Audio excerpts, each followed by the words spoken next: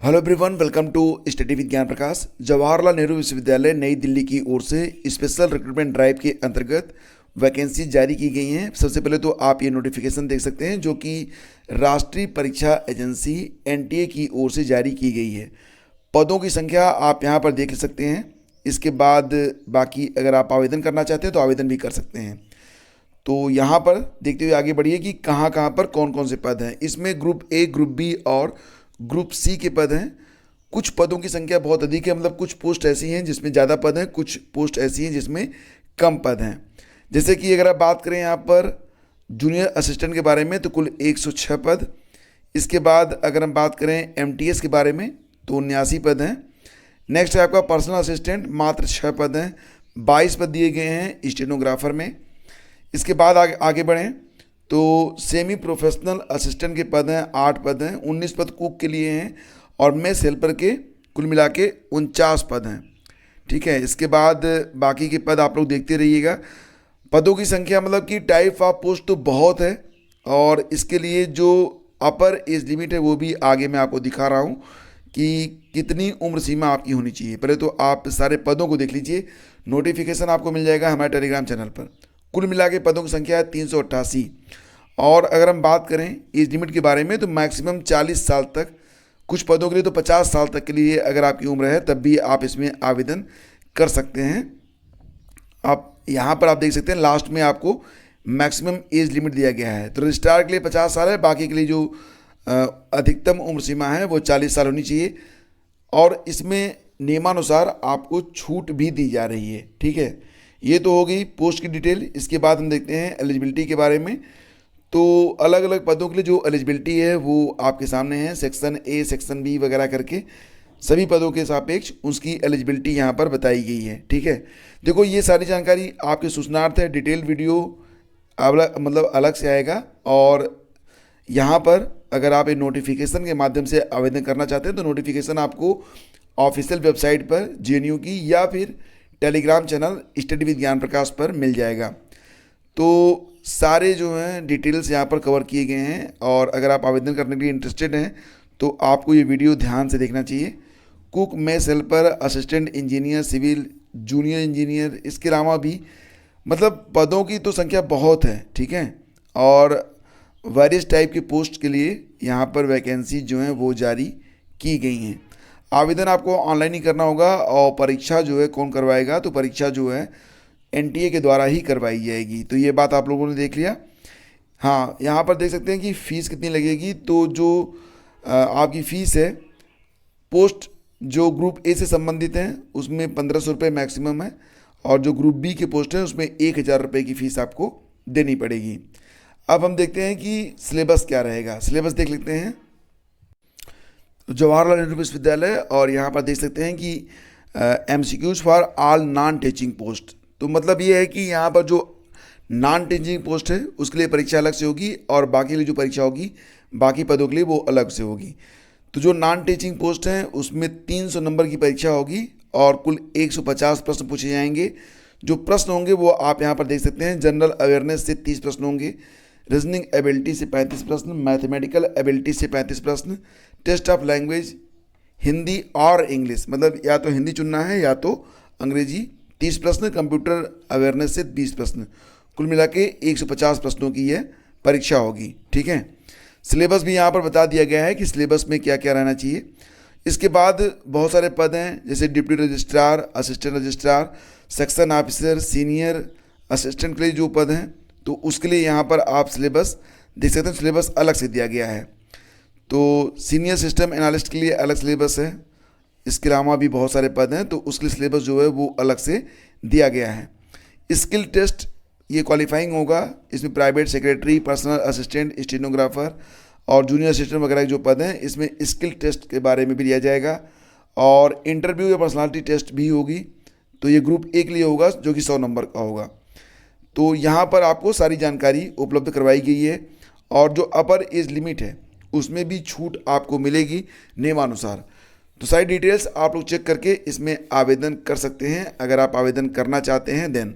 ठीक है, अब हम लोग आगे बढ़ते हैं और बात करेंगे यहाँ पर कि आपकी टीजीटी पीएचडी की परीक्षा और एलटी ग्रेड की परीक्षाएं खैर एल टिकट का तो नोटिफिकेशन नहीं आया है, लेकिन नोटिफिकेशन कब तक आ सकता है उसके बारे में बात करते हैं। तो दोस्तों, यूपी का जो बजट सत्र है वो आज 20 फरवरी से स्टार्ट होने वाला है और बजट सत्र में हंगामे की भी आशंका जताई जा रही है। जो भी डिटेल्स होगी वो शाम को मैं आपके साथ डिस्कस करूंगा। फिलहाल ये है कि ये जो बजट पेश हो रहा है इसी में आपके नए गठित होने वाले शिक्षा सेवा आयोग के लिए बजट प्रावधानित किया जाएगा। उसके बाद नए शिक्षा सेवा आयोग का गठन होगा और जब गठन हो जाएगा उसके बाद ही आपकी परीक्षाएं शुरू होंगी। मतलब कि अगर आप ये वेट कर रहे हैं कि आपके लिए जो परीक्षा होने वाली है लाइक एज टीजीटी पीजीटी की और साथ ही साथ एलटी ग्रेड वगैरह की, तो इसके बारे में निर्णय तभी हो पाएगा जब शिक्षा सेवा आयोग का गठन हो जाएगा। तो शिक्षा सेवा आयोग के बारे में आपको जो है बहुत जल्द जानकारी प्राप्त हो जाएगी कि कितना बजट आवंटित किया गया। बजट के बाद फिर स्टाफ की नियुक्ति होगी। देन ये जो आपका शिक्षा सेवा आयोग है ये जो है एक्टिंग में आ जाएगा, ये कार्य करने लगेगा। उसके बाद ही आपको टीजीटी पीजीटी के बारे में पता चल पाएगा। फिलहाल फ्रेंड्स, आपसे मैं यही कहना चाहूँगा कि आपके लिए टीजीटी की परीक्षाएं हों या फिर असिस्टेंट प्रोफेसर की परीक्षाएं हों या फिर एलटी ग्रेड की हों, आपके पास अभी पर्याप्त समय है। 4 to 5 मंथ के बाद ही ये परीक्षाएं हो पाएंगी। मतलब आप ये मान के चलिए कि ये परीक्षाएं अभी जून या उसके बाद ही हो पाएंगी, उसके पहले होने की संभावना बिल्कुल भी यहाँ पर नहीं लग रही है। क्यों?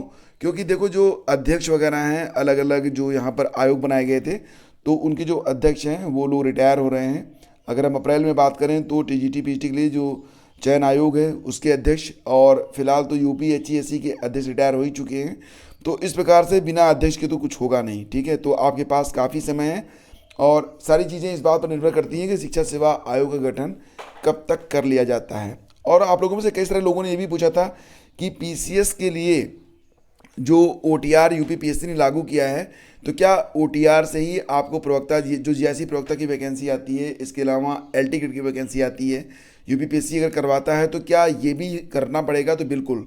देखो, आपको जो है यूपीपीएससी के थ्रू जितनी भी वैकेंसी आएंगी, ये बात बहुत ध्यान से आप लोग समझ लो कि यूपीपीएससी के थ्रू जितनी भी वैकेंसी आएंगी, यूपीपीएससी अगर उनके लिए आवेदन लेता है, इसमें मैं आपको बता दूं पीसीएस हो गया आपका, बीईओ हो गया आपका, इसके अलावा आरओ और एआरओ की पोस्ट हो गई। अगर एलटी ग्रेड करवाता है यूपीपीएससी, देन इसके अलावा प्रवक्ता की जो वैकेंसी आएगी उस पर और भी वेरियस पोस्ट। तो सभी के लिए आपका जो ओटीआर है ये बहुत इंपॉर्टेंट है और ओटीआर आपको जो है 31 मार्च तक कंप्लीट कर लेना है। लंबे समय से इसका लिंक वेबसाइट पर पड़ा हुआ है। और ये भी है कि 1 अप्रैल के बाद जो भी विज्ञापन आएंगे उसमें आपको ओटीआर देना पड़ेगा। अभी ओटीआर बिल्कुल फ्री है, यहाँ पर आपको कुछ भी देना नहीं है, लेकिन हो सकता है कि आगे इसमें कुछ फीस वगैरह या लेट पेमेंट की फ़ीस वगैरह कुछ ऐड कर दी जाए। तो क्या मतलब है उसका? अगर आपको करना ही है, अगर आप तैयारी कर रहे हैं तो यूपीपीएससी के थ्रू बहुत सारी वैकेंसी जाती हैं, तो ओटीआर की जो प्रक्रिया है उसको कंप्लीट कर लें। एक वीडियो आज शाम तक आपको मैं उपलब्ध करवा दूंगा, लगभग 1 बजे के आसपास तक, दोपहर तक प्रयास रहेगा कि आपको एक वीडियो में दे दूं कि आप कैसे जो है ओटीआर के लिए आवेदन कर सकते हैं, ओटीआर कैसे आप अपना कंप्लीट कर सकते हैं थ्रू मोबाइल, ताकि आपको कहीं पर जाना ना पड़े। और जो इमेज वगैरह लगती है उसको कैसे आप लोग जो है बनाएंगे अपनी मोबाइल में ही हिसाब से, क्योंकि फॉर्म तो आप भर लेते हैं, लेकिन सबसे बड़ी बात होती है मोबाइल और डॉक्यूमेंट को रीसाइज करना। तो उसके बारे में भी सारी जानकारी रहेगी। तो ये वीडियो आज दोपहर तक आपको उपलब्ध होगा ताकि आप उस पर काम कर सकें और आपको बाहर जाने की जरूरत न पड़े, अपने मोबाइल से ही आप अपने फॉर्म भर सकें। तो यहाँ पर देखो, पीसीएस जे मेंस के अभ्यर्थियों के लिए भी ओटीआर जरूरी, मुख्य परीक्षा के आवेदन में ओटीआर नंबर की होगी आवश्यकता। तो सारी चीज़ों का निष्कर्ष यहाँ पर यह बताया जा रहा है कि OTR is must for UPPSC next exam next advertisement. और देखो, यूपीपीसीएस के लिए भी आपका नोटिफिकेशन कभी भी जारी हो सकता है। एनीवे, नोटिफिकेशन तो आएगा ही। परीक्षा 14 मई को हो रही है, तो अब आप लोगों को अपनी प्रैक्टिस बढ़ा देनी चाहिए, आपको अपनी पढ़ाई का समय जो है वो बढ़ा देना चाहिए। और बाकी जानकारियां दी गई हैं। एमटीएस अभ्यर्थियों के दस्तावेजों की जांच शुरू होगी, साइंटिफिक असिस्टेंट का अंतिम परिणाम जारी।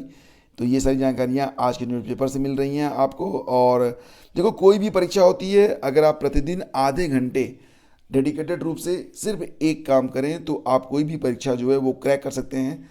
मतलब आधे घंटे रोज़, जब तक आपकी परीक्षा ना हो, या फिर आपको 3 साल का इंतजार करना पड़ेगा। ये वीडियो अगर आपने नहीं देखा था तो देख लीजिएगा, लिंक वीडियो के डिस्क्रिप्शन में आपको मिल जाएगा। तो दोस्तों आज की वीडियो में बस इतना ही। अच्छा लगा तो लाइक और शेयर कर दीजिए।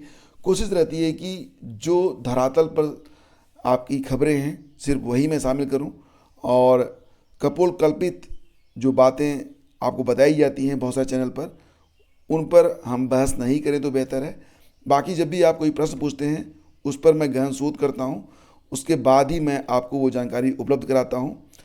तो नेक्स्ट वीडियो वॉच करने के लिए चैनल को सब्सक्राइब कर लें और बेल आइकन को प्रेस कर दीजिएगा। Thank you so much.